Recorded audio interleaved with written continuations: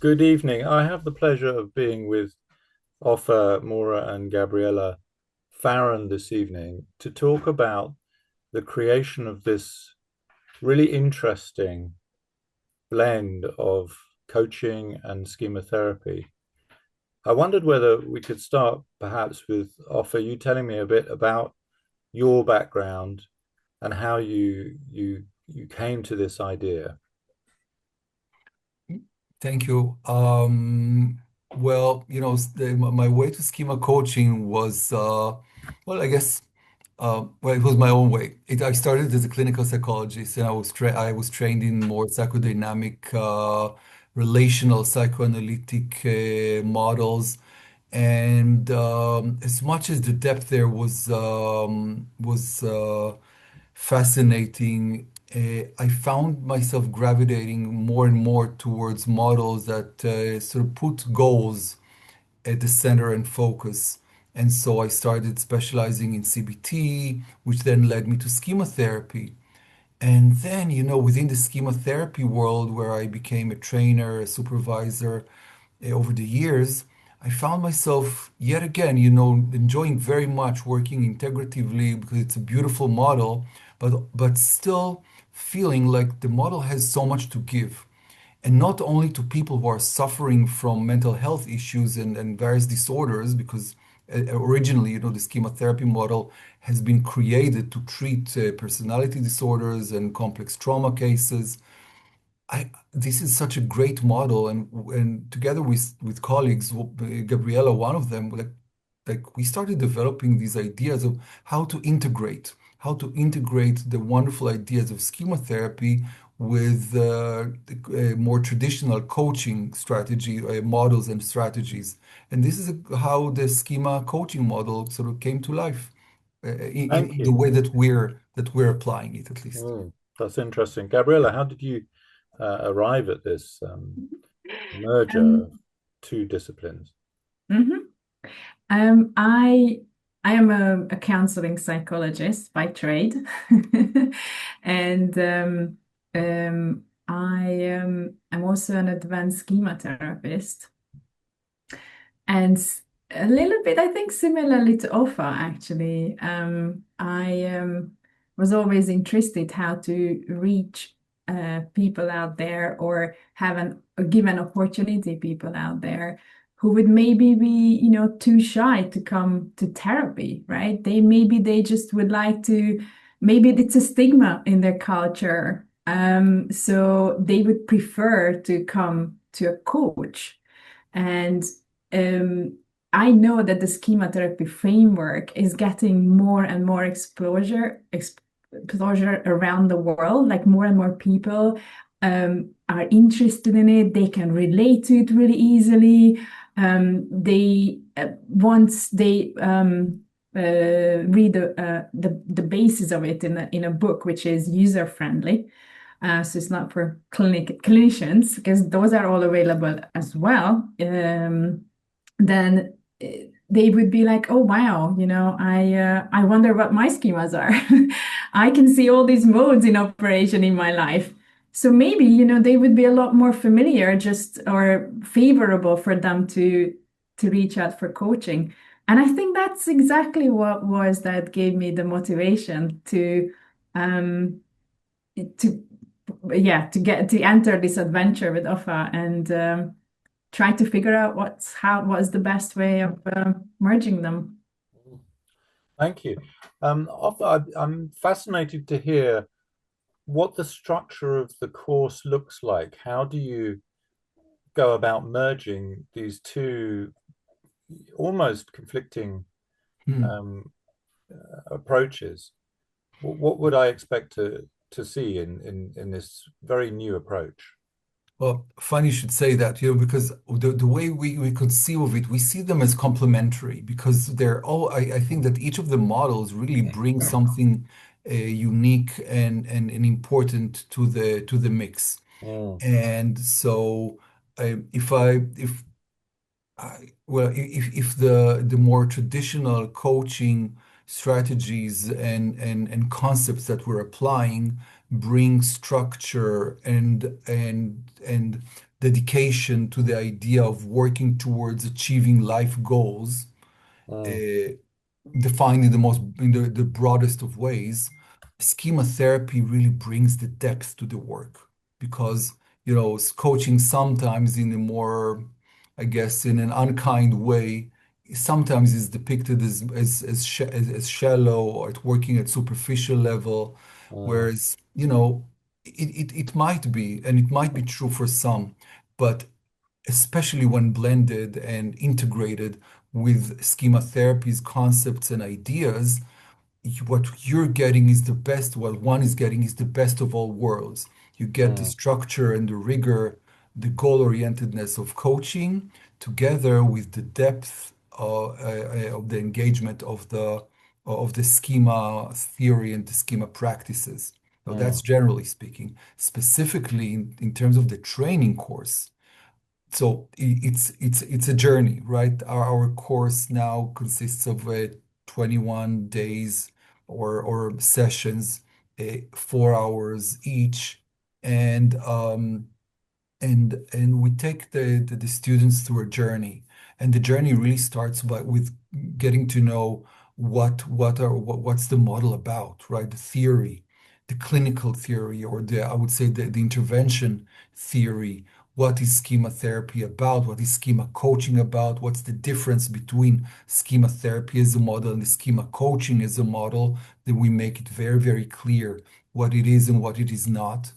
And then we start really exploring the core ideas of of how the change is brought about using harnessing the schema coaching model. So we're going through the assessment tools, help sort of teaching how to gather the information needed in order to crystallize in a very, very a granular focal way what's the goal or what are the goals, and mm, then we're sort of switching gears and we start applying sets of interventions or toolboxes of interventions where we're teaching the more cognitive, the more consciousness raising strategies we use in schema coaching, and then we switch gears again and we go into the more experiential, emotional toolbox. These are the interventions that really give depth and meaning to the process, and then we teach the more behavioral or behavior focused strategies and tools. And so altogether, we take the students through a journey that at the end, they really know not only the theory, but also the practice of schema mm, coaching, mm, and they mm. can actually start their own practice when they finish. And in practical terms, Gabriella, I think Offers mentioned that 21 sessions. Is that 21 weeks? How does what's the structure? Yeah, so it is 21 weeks, but there are gaps in them. And the reason for that is because we filtered for all the major holidays Mm, around the world, just the mm, very major ones. So we wanted to make sure that we that when people apply internationally, which is already happened in the current cohort that we are teaching, then their holidays are respected. So our teaching days do not fall on a bank holiday. So there are gaps in the 21 weeks in that sense.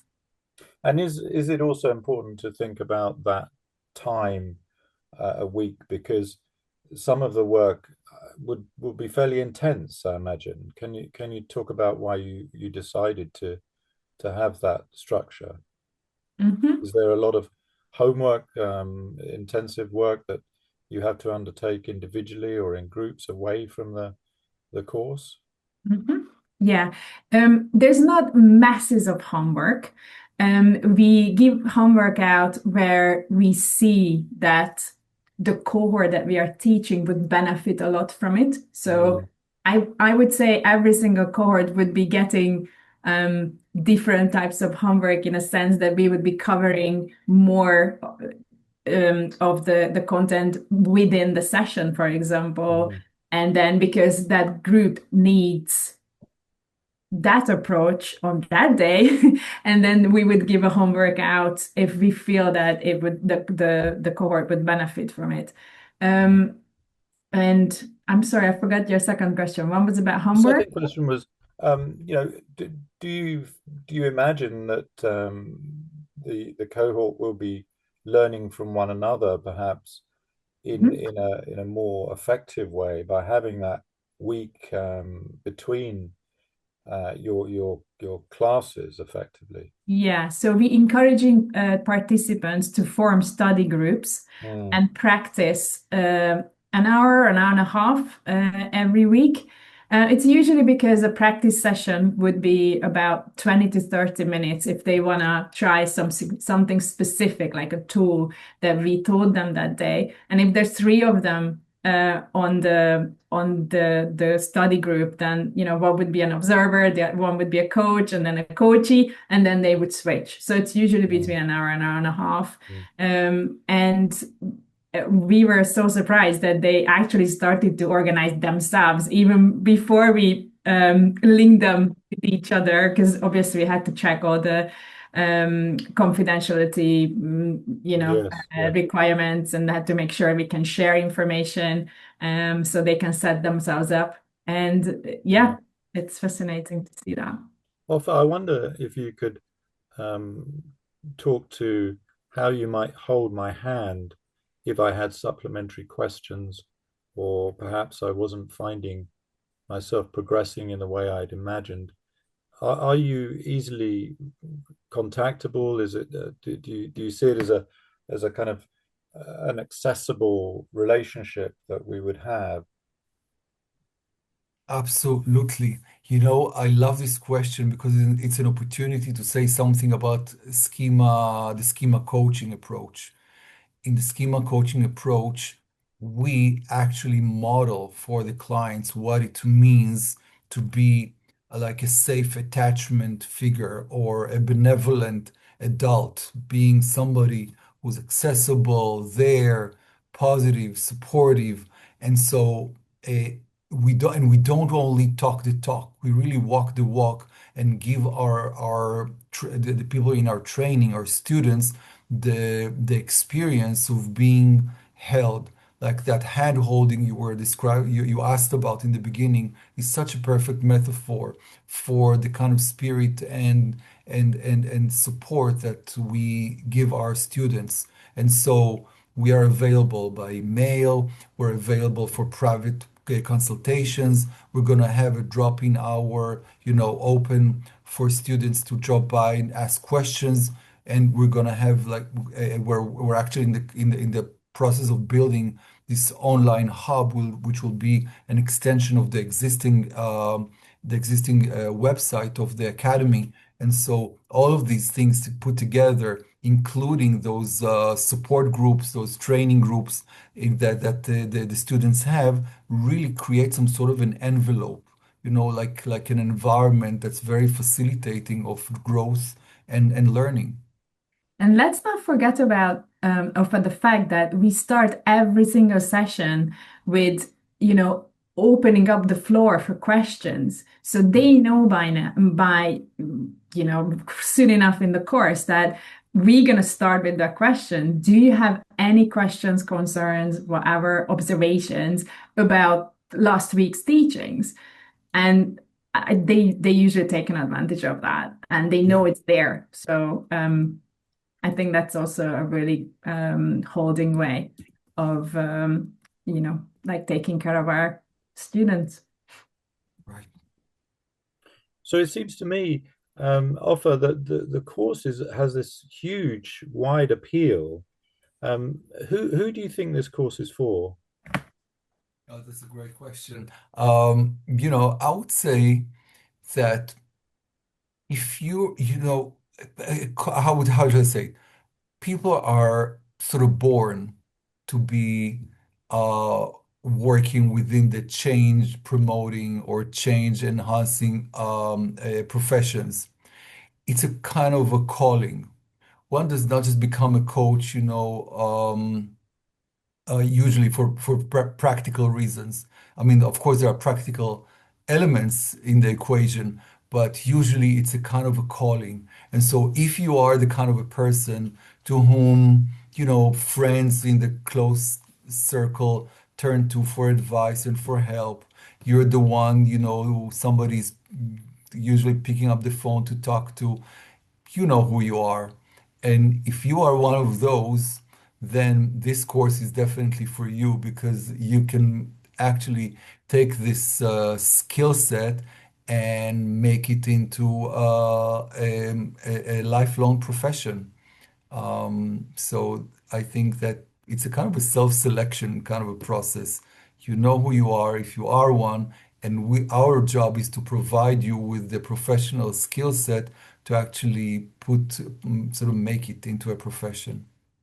And if you Thank have you, any Offer. questions, oh, sorry. And if you have any questions or if you have any doubts, then you can always just reach out to us, and we are happy to arrange a short video call or a phone call um, with you and answering those questions, because we want to make sure that you are a good fit. We want to make sure that you feel that you want to do this. This is something that you really you're interested and you're going to be happy with. So you would encourage really anyone with an interest to apply and really engage with this journey. It Yeah, seems very, very, very, very open. That's wonderful. yeah, and I want to say that so far our experience has been so great because, as I said before, people who are sort of willing to put in so much effort and hour after hour empathizing and going deep and harnessing so many strategies and skills to do the change supporting or the change supportive work. These people know who they are, and it's been our experience that it always was a good fit, really. Mm, So mm, if somebody has a question about it, as Gabriela said, we are willing to devote the time, the energy, just to make room for the questions and the quandaries that somebody like someone may have. mm. So if I mean it is going to be hard work, and but I'm sure that I know that the rewards will be fabulous. Just listening to you, Offer, and Gabriella. So, Offer, I'm completely new to this. Tell me, what the hell is a schema? That's a funny question. And of course, for us sort of in the schema world, it becomes sort of like almost like a transparent word, right? Because we're using it so much. But it's a great question. So schema, the concept of schema or the word itself, I guess it comes from Greek, where it signifies a pattern or something like that, something sort of repetitive. And the first to use it, I believe, was Aaron Beck, one of the fathers of cognitive therapy. He used the concept to describe essentially cognitive patterns, some ideas and thoughts that sort of emerge, cluster together, and emerge. For example, let's say abandonment schema, some ideas, that or repeating ideas that somebody has about the possibility of them being abandoned. Okay, just as an example. But I think the beauty really comes with the way that Jeffrey Young, who for years worked with Beck as his right hand and I think assisting him in the basic research that validated cognitive therapy. So essentially, Young really elaborated Beck's concept of schema and defined it so that the schema includes both thoughts, cognitions, feelings, emotions, and bodily sensations. So these three elements together constitute a schema. So, for example, let's say unrelenting standards, okay, as a schema. So when somebody has that schema, usually they have these very high unrelenting expectations of themselves and or of others. And the feeling many times is that of a lot of internal stress, pressure to perform when the schema is activated. And sometimes it might even come together or appear together with some stress that sort of appears within the body. And it's really very, very individual. It's very particular. The way a certain schema gets manifest in different people, it's a bit different. But there are some common denominators. And so Young really identified 18 early maladaptive schemas, which is really the life lessons. And each life lesson consists of the thoughts, feelings, and bodily sensations. Thank you, Arthur. I get it. I get it. I think I want to sign up. And so Okay. I've signed up. Gabriella, maybe tell me what would be my kind of journey in the schema coaching process Mhm. as a coachee. As a coaching. Yeah. So I would call you up and well, I would arrange a short call with you actually. Um, um, the coaching world calls it the chemistry meeting, which would be free. And I would want to see how you learn, how you want to be coached, what are the things that how would I know that I lose you, for example? How would I know that you're with me? How, like, just to get to know each other. And then if both of us thinks that we want to work together, then Mm. that's when I would say, okay, fine. So, let's see, let's set up our first coaching session. In the first coaching session, we would be doing contracting. The one of the greatest models to do that is again from uh, um, the coaching world. It's called the GROW model. So we would use the GROW model to find out what your goals are. Where do you want to get to? How do you know you're going to achieve those goals? I really need to make it measurable for you. I really need to make it achievable for you. They have to be tangible goals. And that's when the schema side comes in, because we would really like to focus on growth and the growth of the resources that you already have, bodying itself in the healthy, benevolent adult inside you, right? So you learn how to rely on those resources. And then after that, the two of us would be doing a lot of awareness around your schemas, your unmet needs, your the coping modes that you are using, Mm. um, and um, we are doing this with also applying, or I would be using quite a lot of traditional coaching tools as well, combined with the schema framework, because they support each other. They complement each other so well. It's just amazing, actually. Mm. And then, I would always refer back to your original goal. Like right now, where we are in this process, we are session 5 or 6. What we are discussing now, how does it relate to your original goal? Where Mm. are we in this process? And sometimes we need to recontract because you realize a lot of things about your life or who you are, or about your functioning, everyday functioning. That, oh, actually, I there's a more important goal in here that I really want to focus on, and that's okay. We can do that Mm. as well. So in that sense, it's quite a flexible framework, a process, Mm. and it would really meet your needs. And I think that's one of the key elements as well of us as schema coaches. We really want to focus on your unmet needs, uh, and make sure that we address them, because that's how schema healing is coming on board. That's how you will be able to learn about your modes in a very, very safe environment with us. And then, depending on how many sessions we contracted for and how often at the beginning, we agreed that we're going to meet, there has to be an end at some point, and that's the evaluation session. Mm. That's when we are going to see, what about our goals? These were our goals. How many of them did we meet and how? I Um, love that. It feels very tailored to me as an individual and very personal in the Yeah. goal setting.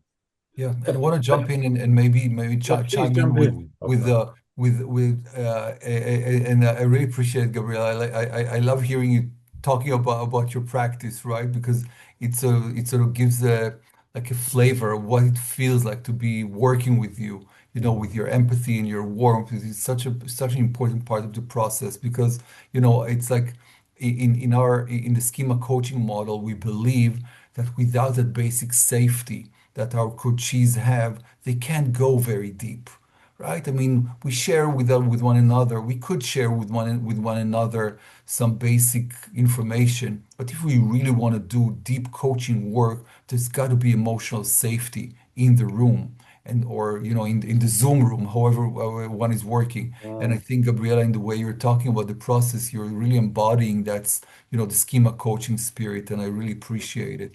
And another point that I wanted to make was about the process, right? So as part of the schema coaching process, we're looking to to find what were those unmet early needs together with the coachee, right? That's part of the assessment process that Gabrielle was referring to. So I just want to point out that as part of that, the many questions and the many parts of information that we're gathering, we're trying to find out what were the unmet needs. Because you know what? So many times our blocks in obtaining the life goals are directly related to those unmet needs. And so, really deeply understanding what was missing, what was that active ingredient that wasn't part of our emotional nutrition. So, we have to understand that because that missing ingredient has a lot to do with the exactly those places where we get stuck today as adults. And so, of course, there are many other things we're looking into, but I just wanted to highlight one that really makes our model very different in the level of depth and engagement that we achieve. sounds really powerful, Ofer. Thank you. Thanks. So I finished the course and I'm just not sure what to expect at the end of the course. Can I go ahead and practice as a coach? Do I get certified? Absolutely. You will be certified as a schema coach and you will feel confident that you have all the skills and all the knowledge that you need to be able to do that. And we will always encourage you if you wanted to be an ICF certified coach, for example, we will give you all the support and all the knowledge that you need to be able to do that through their portfolio pathway, for example. What does ICF stand for? What's that? Maybe Ofer, you can jump in there. So the ICF is the International Coaching Federation. It's one of the most important international bodies that regulates the field of coaching internationally, and it's really an important organization that sets standards and best practices for coaches internationally. And this is an organization that we really look up to and support. And as Gabriela said, we are deeply committed in supporting our students pursuing the ICF certification.